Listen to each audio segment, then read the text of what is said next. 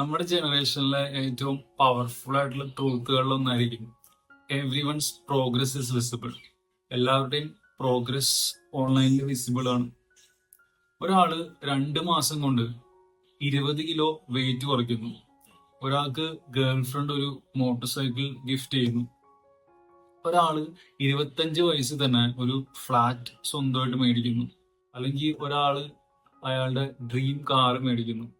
ഇതെല്ലാം പ്രോഗ്രസ്സുകളാണ്, നമുക്ക് വിസിബിൾ ആണ്.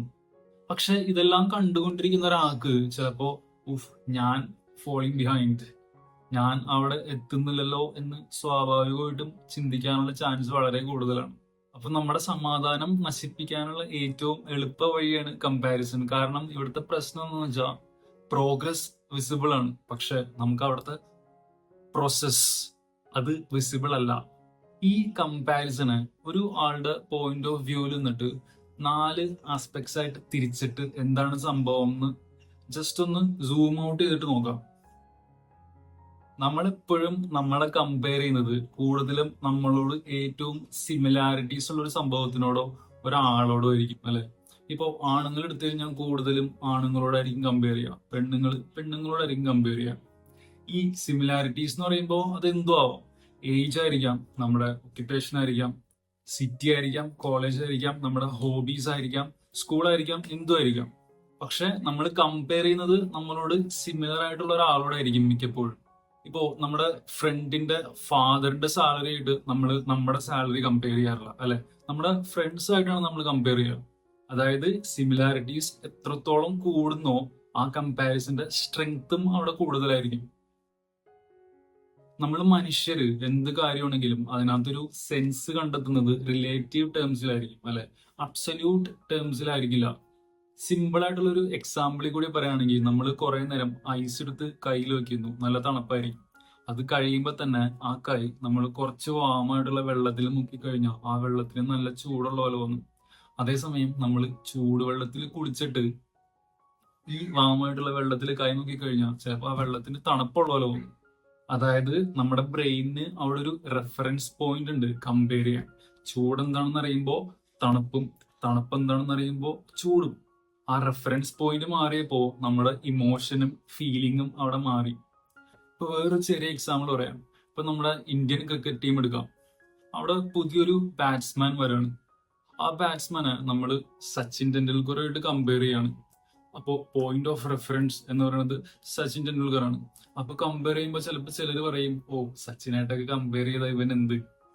അപ്പൊ സ്വാഭാവികമായിട്ടും അയാളുടെ വാല്യൂ അവിടെ കുറഞ്ഞു, പെർഫോം ചെയ്യുന്നുണ്ടെങ്കിൽ പോലും. അതേസമയം ഇപ്പോ സച്ചിൻ ടെണ്ടുൽക്കർ എന്നുള്ള പോയിന്റ് ഓഫ് റെഫറൻസ് എടുത്ത് മാറ്റിയിട്ട് നമുക്ക് ഇങ്ങനെ ചിന്തിക്കാം. ഇന്ത്യയിലെ 99.9% ആൾക്കാർക്കും പറ്റാത്തൊരു കാര്യമായിരിക്കും ഇന്ത്യൻ ക്രിക്കറ്റ് ടീമിൽ ക്രിക്കറ്റ് കളിക്കുക എന്നുള്ളത്. ടാലന്റ് ഉണ്ടെങ്കിൽ പോലും ആ ക്രിക്കറ്റ് ടീമിലേക്കാണ് ഇയാൾ കയറിയേക്കുന്നത്. അത് വലിയൊരു കാര്യമല്ലേ? പോയിന്റ് ഓഫ് റെഫറൻസ് മാറി, അവിടുത്തെ ഇമോഷനും മാറി. എക്സാമിന് ഒരാൾക്ക് 80% മാർക്ക് ഉണ്ട്, ഫ്രണ്ട്സിനൊക്കെ 60 ഉള്ളൂ, ഫീലിംഗ് പ്രൗഡ്. അതേസമയം ഇയാൾക്ക് 80% തന്നെയാണ് മാർക്ക്, ഫ്രണ്ട്സിനൊക്കെ 90% ഉണ്ട്. അപ്പോ we are feeling stupid. Same മാർക്കാണ്, കമ്പാരിസൺ അനുസരിച്ച് ഇമോഷൻ അവിടെ മാറി. നമുക്കൊരു ചെറിയ തോട്ട് എക്സ്പെരിമെന്റ് വർക്ക് ആവാൻ നോക്കാം. എനിക്ക് എൻ്റെ നെറ്റ്വർത്ത്, എൻ്റെ സമ്പത്ത്, കയ്യിലുള്ള പൈസ മൊത്തം എൻ്റെ ഒരു ഫ്രണ്ടായിട്ടോ അല്ലെങ്കിൽ നൈബർ ആരെങ്കിലും ആയിട്ടോ, നൈബേഴ്സ് ആയിട്ടോ കമ്പയർ ചെയ്യണം. അവിടുത്തെ വേരിയബിൾ എന്ന് പറയുന്നത് മണിയാണ്, കാശാണ്. അവിടുത്തെ ലോജിക് എന്ന് പറയുന്നത് കൂടുതൽ കാശുള്ള ആള് കൂടുതൽ സക്സസ്ഫുൾ. അപ്പോൾ ആ ലോജിക്കലി ചിന്തിച്ചാൽ ഇപ്പൊ നമുക്ക് ജെഫ് ബെസോസിനെ എടുക്കാം, ആമസോണിന്റെ ഫൗണ്ടർ, ചെയർമാൻ. പുള്ളിക്ക് എനിക്ക് തോന്നുന്നു $200 ബില്യൺ മുകളിൽ നെറ്റ്വർത്ത് ഉണ്ട്. പക്ഷെ ഞാനിപ്പോ ചോദിക്കുകയാണ്, നിങ്ങൾക്ക് ജെഫ് ബെസോസിനെ പോലെ ആവാൻ അല്ലെങ്കിൽ ജെഫ് ബെസോസ് ആവാൻ താല്പര്യമുണ്ടോ? നമുക്ക് അറിയാവുന്ന പുള്ളിയുടെ ഒരു പേഴ്സണൽ ഇൻഫോർമേഷൻ വെച്ചെടുത്ത് നോക്കിക്കഴിഞ്ഞാൽ 25 വർഷം കല്യാണം കഴിച്ചിട്ട് പുള്ളിക്ക് ഡിവോഴ്സ് ചെയ്യേണ്ടി വന്നു. അവരുടെ ജോബും ഡെയിലി കാര്യങ്ങളൊക്കെ അനുസരിച്ചുള്ള സ്ട്രെസ് അവർക്ക് ഉണ്ടാവാം. അതുപോലെ നല്ലോണം ക്രിറ്റിക്സും അവർക്കുണ്ടാവും. ഞാനിവിടെ പറയാൻ ശ്രമിക്കുന്നത് എന്താന്ന് വെച്ചാൽ, ഇവിടുത്തെ പ്രോബ്ലം നമ്മൾ ഒരാളുടെ അച്ചീവ്മെന്റ്സ് ആയിട്ട് കാണുന്ന കാര്യങ്ങൾ മാത്രം എടുത്തിട്ടാണ് കമ്പയർ ചെയ്യുന്നത്.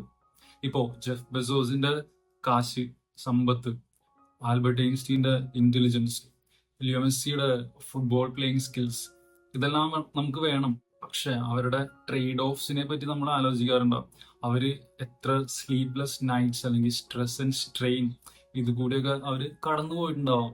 അപ്പോൾ ഒരാൾ സോഷ്യൽ മീഡിയയിൽ ലിവിങ് മൈ ബെസ്റ്റ് ലൈഫ് എന്ന് ഹാഷ്ടാഗ് ഇട്ട് പോസ്റ്റ് ചെയ്യുമ്പോൾ നമ്മൾ ആ പ്രോഗ്രസ് മാത്രം കാണുന്നുള്ളൂ, പ്രോസസ് അവിടെ കാണുന്നില്ല. അപ്പൊ നമ്മുടെ ടെൻഡൻസീനെ സാറ്റിസ്ഫൈ ചെയ്യിക്കാൻ വേണ്ടി നമുക്ക് വേണമെങ്കിൽ പറയാം, ഓ ജെഫ് ബെസോസ് ആണ് ബ്രോ, $220 ബില്യൺ സമ്പത്തുള്ള ആളാണ്, സോ വാട്ട് എവർ ലൈഫിൽ എന്തൊക്കെ സംഭവിച്ചാലും അങ്ങനെ ആവാൻ വേണ്ടി ഞാൻ ട്രേഡ് ഓഫ് ചെയ്യാൻ റെഡിയാണ്. പക്ഷെ നമ്മളൊരു കാര്യം ആലോചിക്കണം, you don't know what you don't know. ഇപ്പോൾ കുറച്ച് ആൾക്കാരുടെ എക്സാമ്പിൾസ് എടുക്കുകയാണെങ്കിൽ, വിച്ചിനെ നമുക്കറിയാം, സൂപ്പർ സ്റ്റാർ DJ ആയിരുന്നു, സൂയിസൈഡ്. ജസ്റ്റ് ബെന്നിങ്ടൺ, നമ്മുടെ ലിങ്ക്ഡിൻ പാർക്കിന്റെ സൂയിസൈഡ്. ഇനി നമ്മുടെ സുശാന്ത് സിംഗ് രാജ്പൂത്തിനെ എടുത്തു കഴിഞ്ഞാൽ സൂയിസൈഡ്. നമ്മുടെ ചുറ്റുമുള്ളവർ പോലും, നമ്മുടെ ഫാമിലിയിൽ ഉള്ളവരാണെങ്കിൽ പോലും അവരൊക്കെ എന്തൊക്കെയാണ് ചിന്തിക്കുന്നതെന്നോ എന്തിൽ കടന്നു പോകുന്നതെന്നോ നമുക്കറിയില്ല. അപ്പൊ പിന്നെ കമ്പയർ ചെയ്യുന്നതിൽ എന്ത് അർത്ഥമാണുള്ളത് അല്ലെ? ഇത് ആപ്പിളും തമ്മിൽ കമ്പയർ ചെയ്യുന്ന പോലെ അല്ല. സോ നമുക്ക് വേണമെങ്കിൽ ഇങ്ങനൊരു സിറ്റുവേഷനിൽ നമ്മുടെ സ്കിൽ കമ്പയർ ചെയ്യാം. ഇപ്പൊ എൻ്റെ ഒപ്പം വർക്ക് ചെയ്യുന്ന ഒരാളായിട്ട് എൻ്റെ സ്കിൽ എനിക്ക് വേണമെങ്കിൽ കമ്പയർ ചെയ്യാം. ഓ, അവൻ അതെങ്ങനെ ഈ ടാസ്കുകളൊക്കെ ഈസി ആയിട്ട് ചെയ്യുന്നു, അവൻ ഈ സോഫ്റ്റ്വെയറൊക്കെ എങ്ങനെ അറിയാം. അപ്പോൾ എനിക്ക് വേണ്ടി ഞാൻ അത് പഠിച്ചിരിക്കാൻ വേണ്ടി കമ്പയർ ചെയ്യാം. അത് ചിലപ്പോൾ എൻ്റെ ഇമ്പ്രൂവ്മെന്റിനെ ഹെൽപ്പ് ചെയ്യും. ഞാനും ആ കാര്യങ്ങളൊക്കെ പഠിച്ചെടുക്കുകയാണെങ്കിൽ അത് നല്ലൊരു കമ്പാരിസൺ ആണ്. നമുക്ക് ആക്ച്വലി ചെയ്യാവുന്ന കമ്പാരിസൺ എന്ന് വെച്ചാൽ യെസ്റ്റർഡേസ് മീ, ഇന്നലെ ഞാൻ എന്തായിരുന്നു, ഇന്ന് ഞാൻ എന്താണ്. ഇന്നലെ ഞാൻ 5 മണിക്ക് എഴുന്നേറ്റ് ജോഗിങ്ങിനൊന്നും പോയിട്ടില്ല, ജിമ്മിലും പോയില്ല. പക്ഷെ ഇന്ന് എനിക്ക് വേണമെങ്കിൽ പോവാം അല്ലെ?